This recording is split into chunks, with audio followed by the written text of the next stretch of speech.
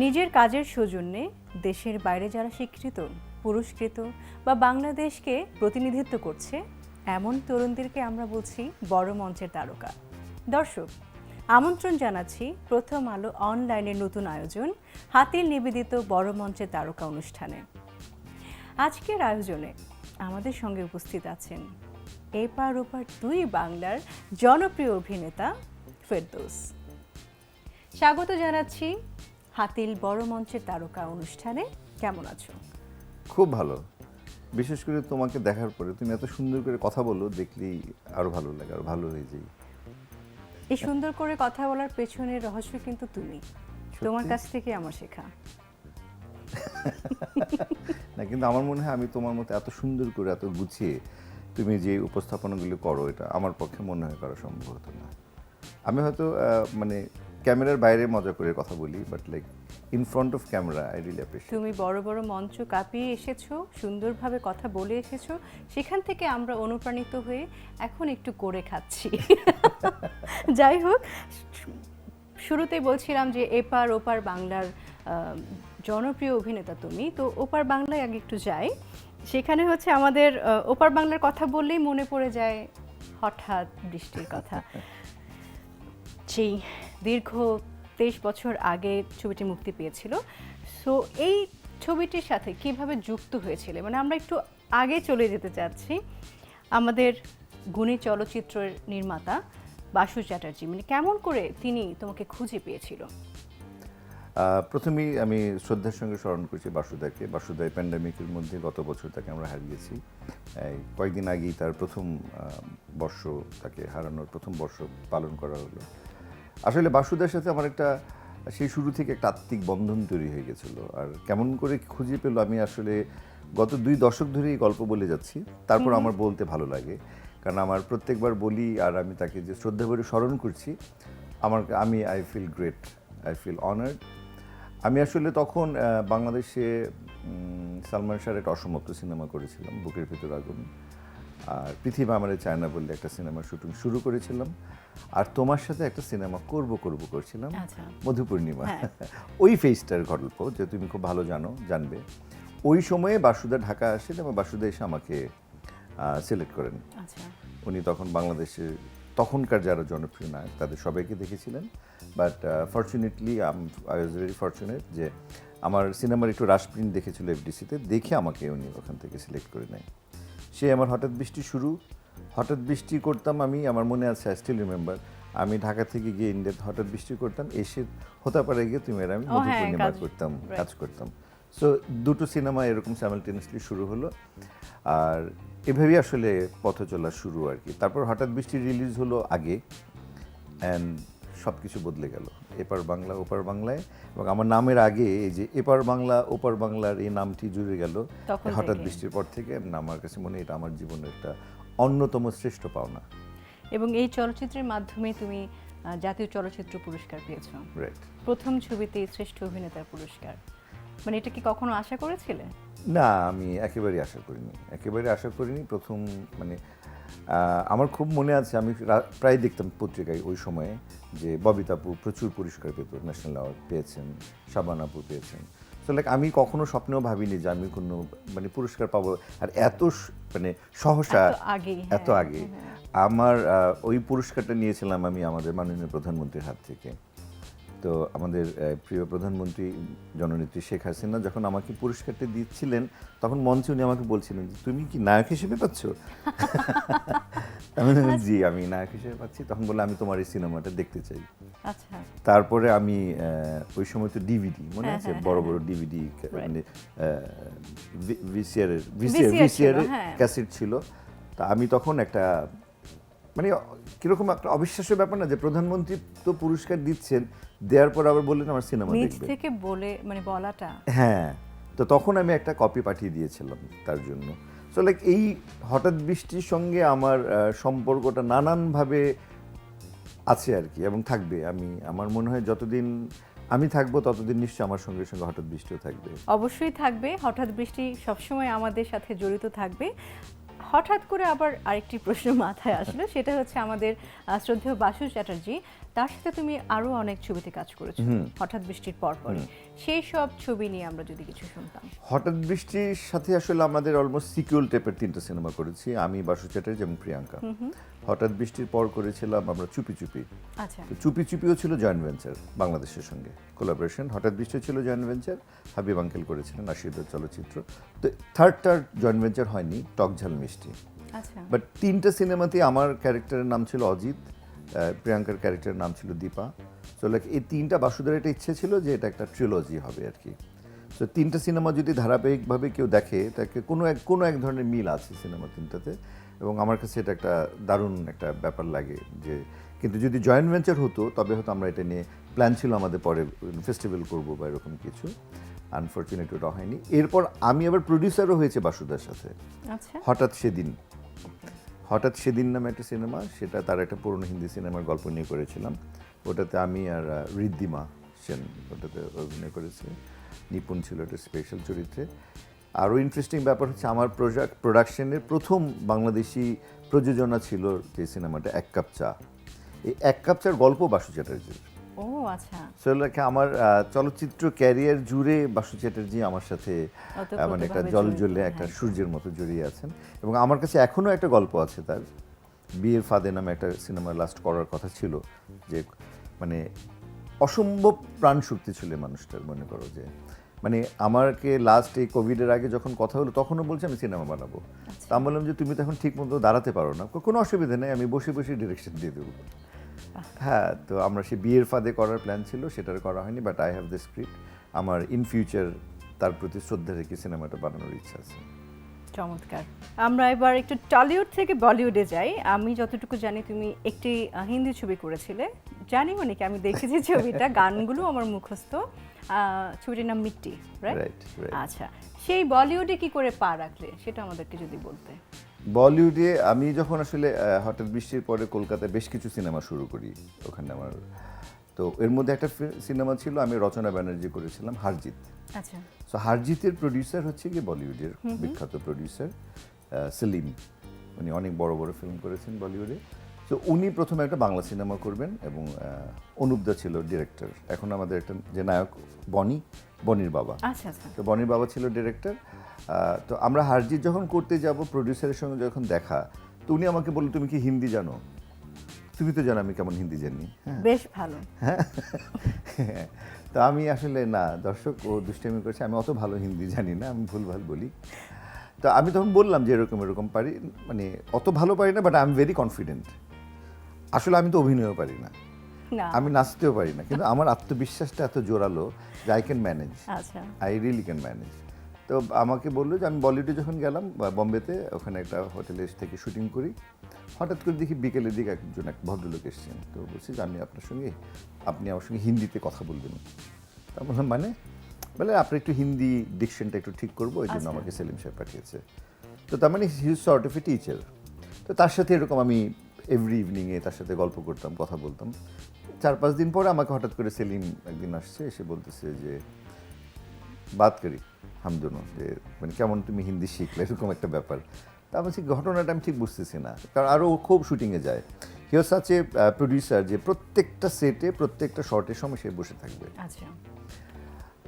খুব ইনভলভ। তখন আমাকে বললো দেখো আমি একটা সিনেমা বানাবো মিট্টি, সো আমি তোমাকে ওটার জন্য সিলেক্ট করেছি। তো রানী মুখার্জির সাথে তখন প্রথম করার কথা সিনেমাটা, তো রানী ডেট দিলেই আমরা তোমার সঙ্গে কাজ শুরু করব। তারপর যাই হোক রানীর সাথে তাদের হয়তো কোনো ঝামেলা হয়েছে বা কিছু, তারপর সর্বাণীকে নিল ওরা, রানী মুখার্জির কাজিন সর্বাণী আর আমি তখন মিট্টি। আমি 19 দিন মতো হারজিত শুটিং করে ওরা সবাই চলে এলো কলকাতায়, আমি শুধু রয়ে গেলাম, এবং আমি আর সর্বাণী তখন মহাবালেশ্বরে গিয়ে গান টান করলাম Hindi. So this is how I have started. তো বাসুদা ওয়াজ ভেরি হ্যাপি।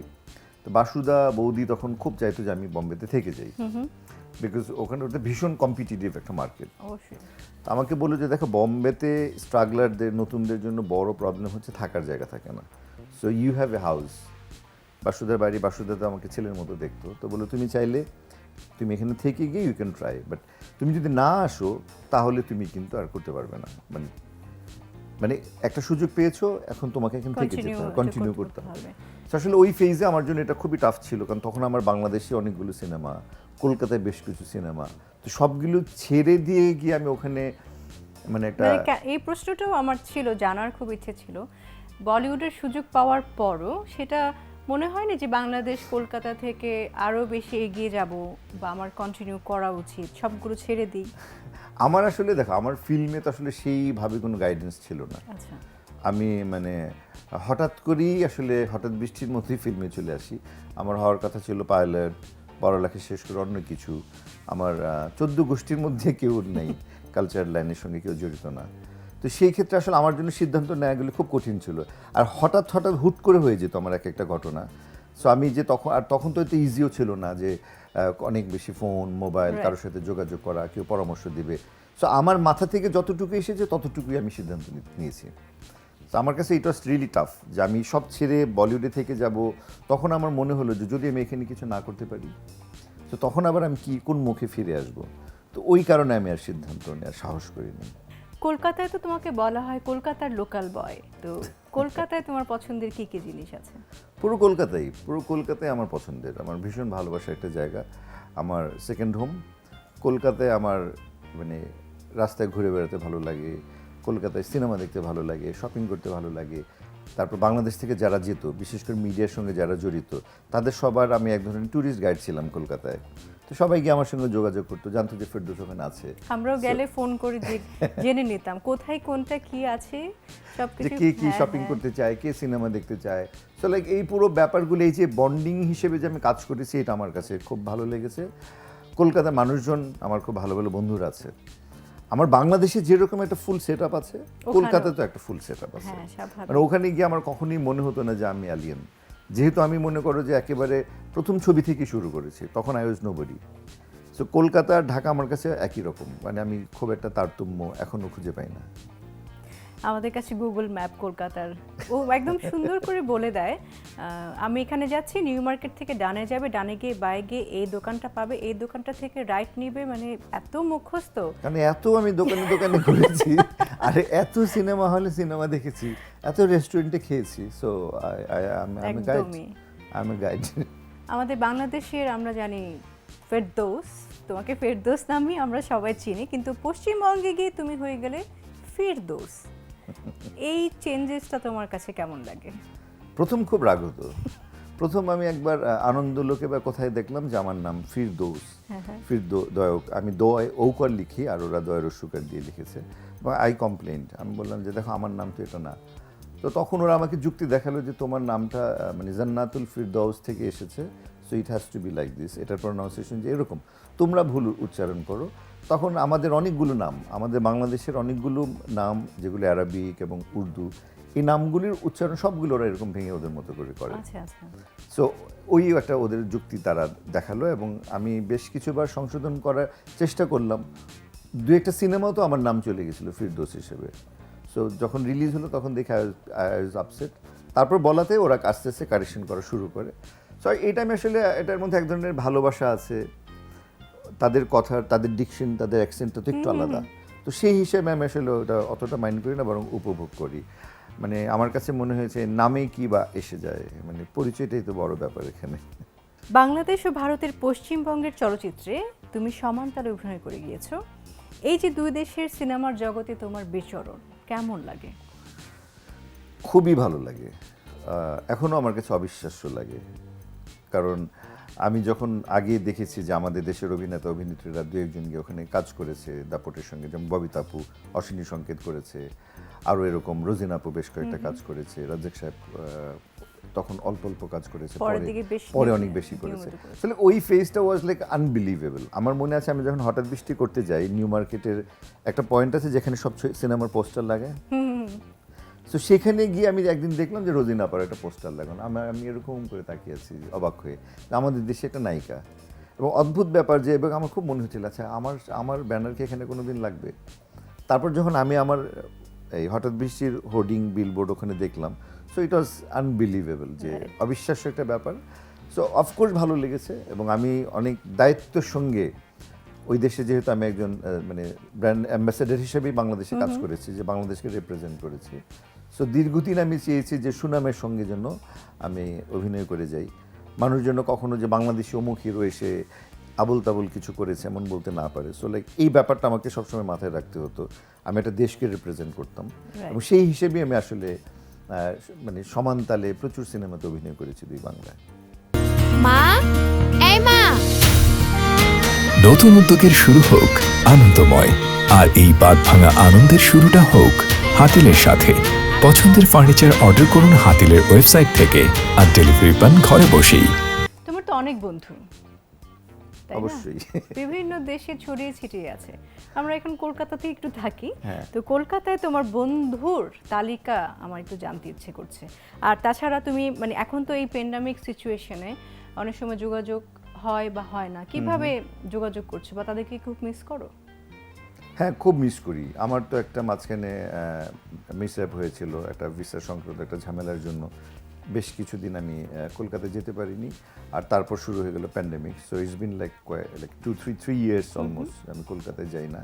বাট আমার বন্ধুদের সঙ্গে মানে খুবই ভালো যোগাযোগ আছে।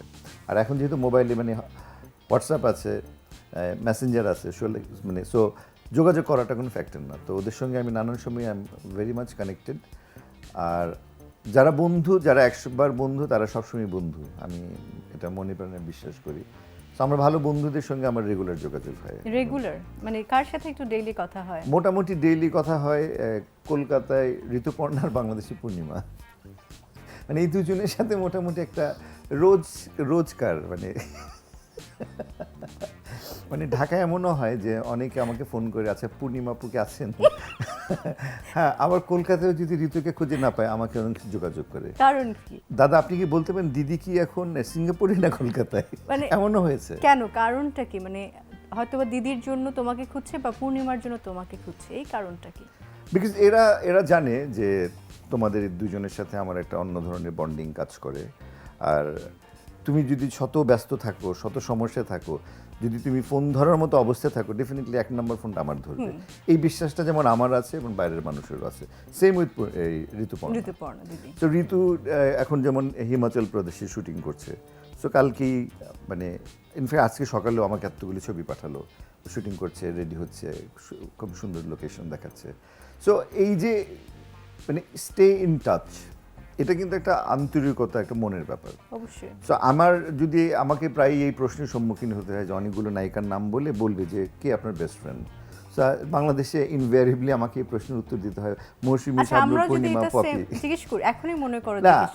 আমি উত্তর দিয়ে দিচ্ছি আচ্ছা, প্রশ্নের উত্তরটা আগে। আমি প্রশ্ন করার আগে সে উত্তর দিয়ে ওই দিচ্ছে। যে মৌসুমী, শাবনূর, পূর্ণিমা, পপির মধ্যে কি আপনার বেস্ট ফ্রেন্ড? হ্যাঁ, হ্যাঁ। আমি নানান ভাবে নাম বলি, কিন্তু পরে সবাই আমাকে বলে কি না আমরা জানি পূর্ণিমা 1 নম্বরে।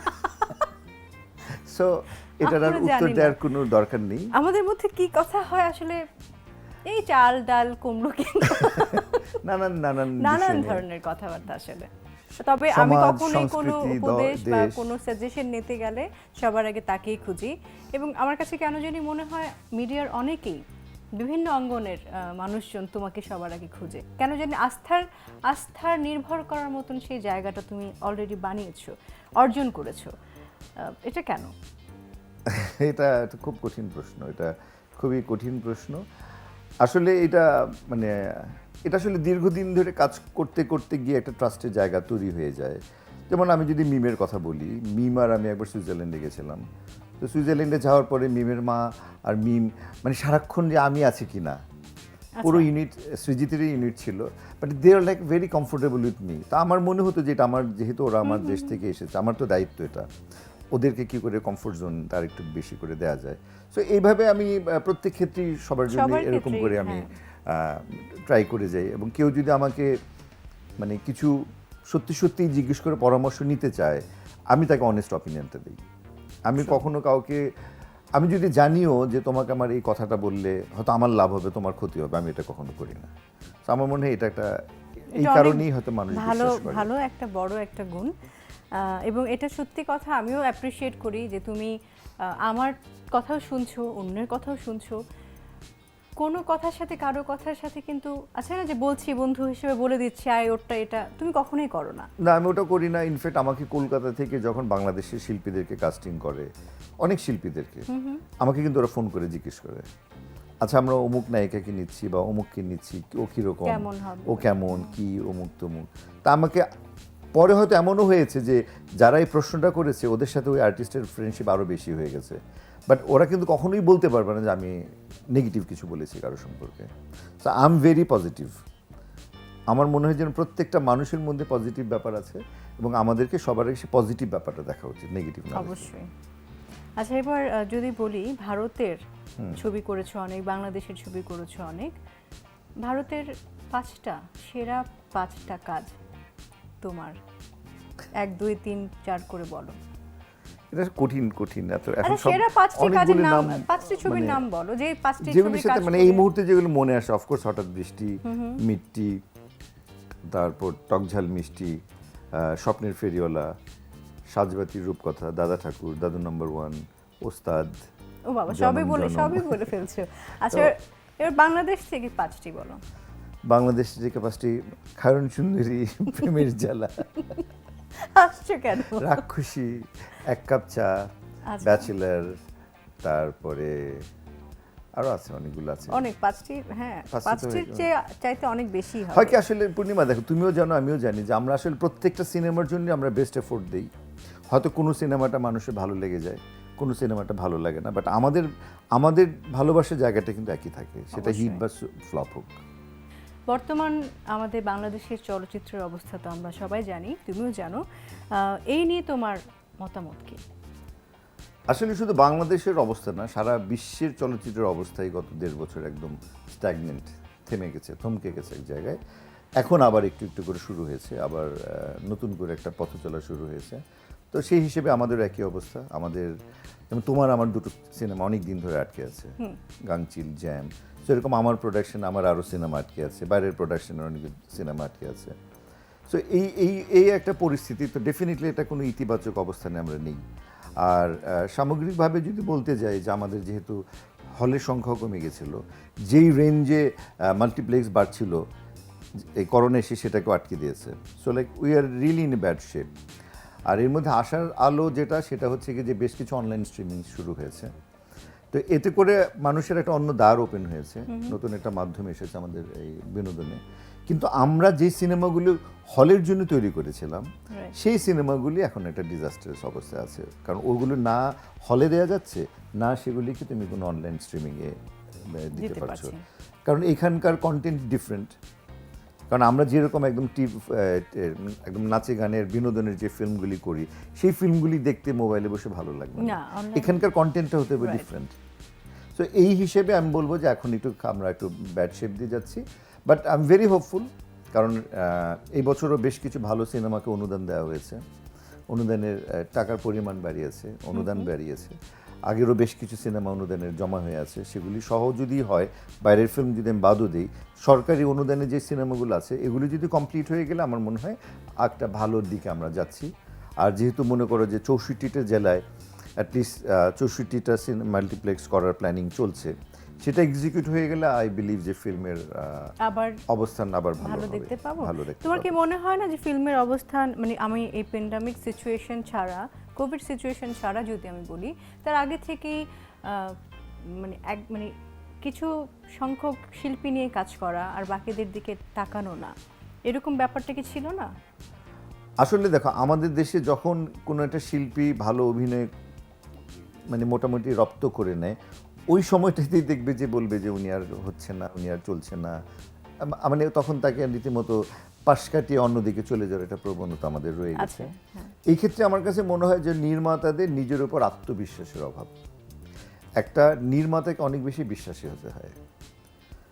আমি একজন বড় ডিরেক্টরের কথা যদি বলি, বাসু চ্যাটার্জি, আমজাদ হোসেন, দিলীপ বিশ্বাস, এনাদের সঙ্গে যখন কাজ করেছি, আমি দেখেছি যে হাউ কনফিডেন্ট দে আর, যে তাদের সে আত্মবিশ্বাস যে আমি এই শিল্পীকে নিয়ে, এই গল্পটাকে নিয়ে আমি এইভাবে এক্সিকিউট করতে চাই।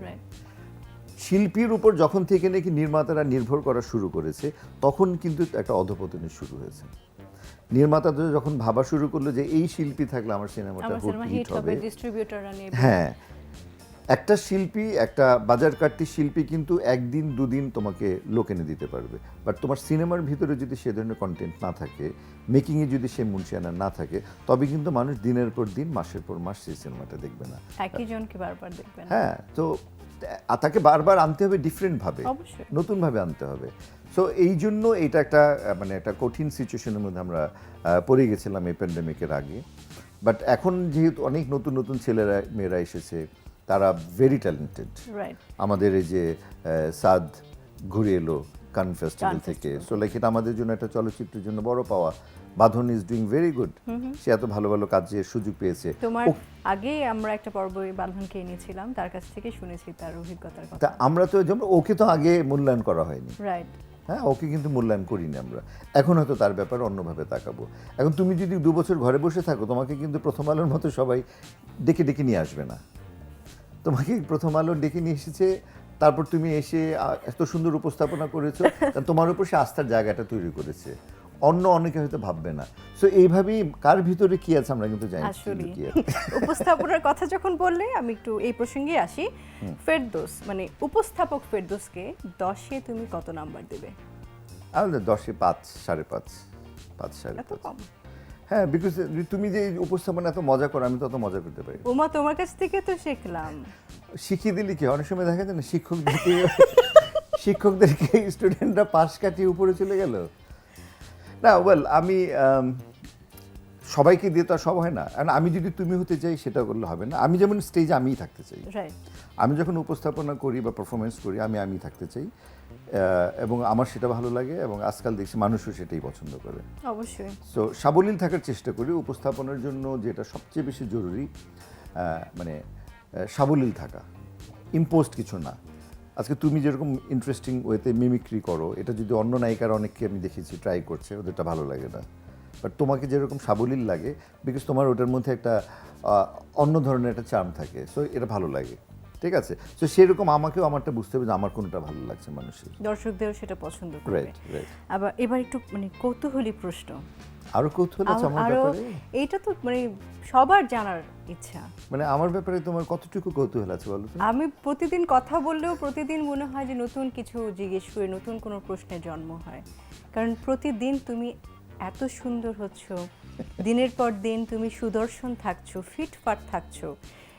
এই রহস্যটা এখনো আমার জানা হয়নি, যদি একটু বলতে। বলবো? হ্যাঁ। আমার রহস্য দিয়ে তো তোমার কোনো কাজ হবে না।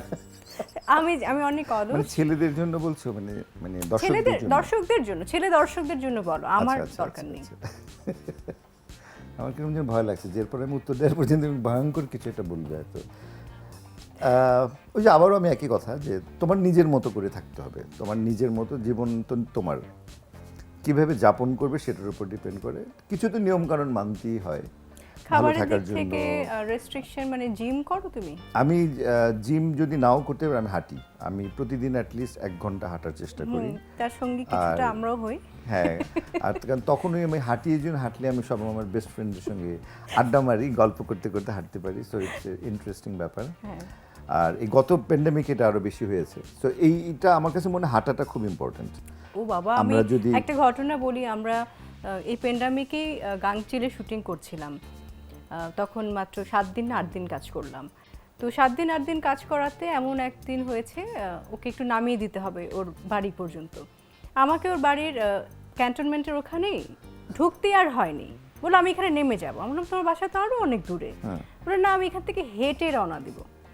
তোমাকে আমি মাঝখানে মানে রাস্তার মাঝখানে নামিয়ে দিলাম, আমি আমার মতন বাসায় চলে গেলাম। তুমি ওখান থেকে হেঁটে তারপর বাসায় গেলে।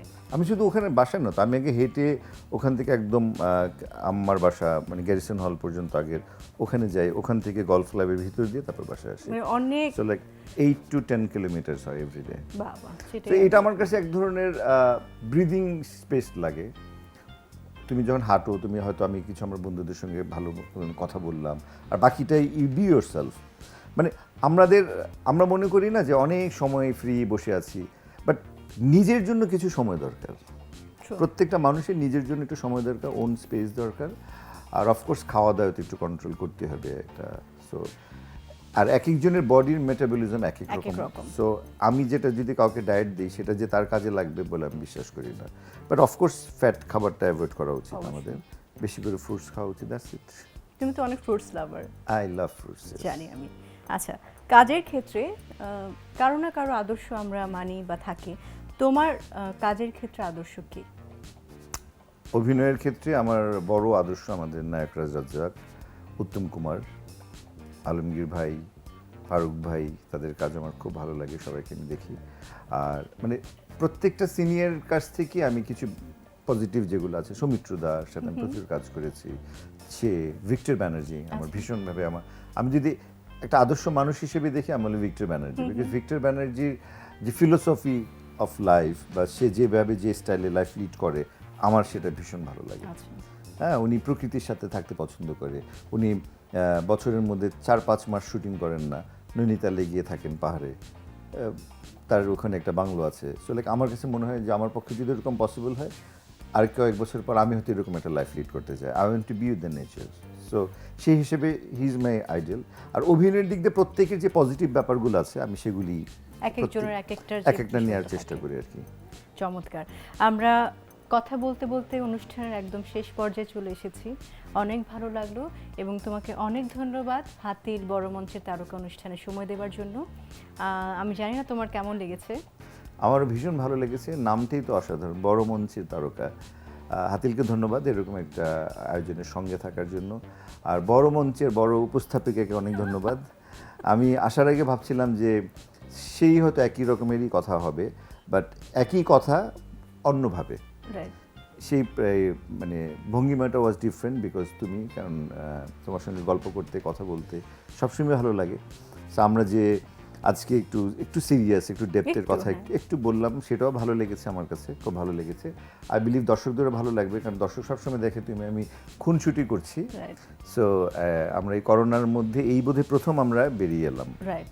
না, মাঝখানে আমরা গাংচিলের কাজ করেছিলাম, আর গত বছর লাস্ট ইয়ারে গত বছর এই বছরে এই প্রথম, এই বছরে আমি আর আমার বেস্ট ফ্রেন্ড এই প্রথম একসাথে একত্রিত হলাম, এবং আই বিলিভ যে আমাদের দুজনের কথাবার্তা আপনাদের ভালো লেগেছে। যদি এর মধ্যে থেকে দু একটা কিছু আপনারা শিখেন এবং জীবনে যদি সেটা ভূমিকা রাখে, will be grateful to you. আর এখনও করোনা কিন্তু আমাদের সাথে আছে, আমাদেরকে করোনা এই কোভিডের সঙ্গেই বসবাস করতে হবে আরও বেশ কয়েক বছর হয়তোবা। সো আমরা এখন পর্যন্ত সোশ্যাল ডিস্টেন্স মেনটেন করব, ঘন ঘন হাত পরিষ্কার করব এবং অবশ্যই মাস্ক ব্যবহার করব।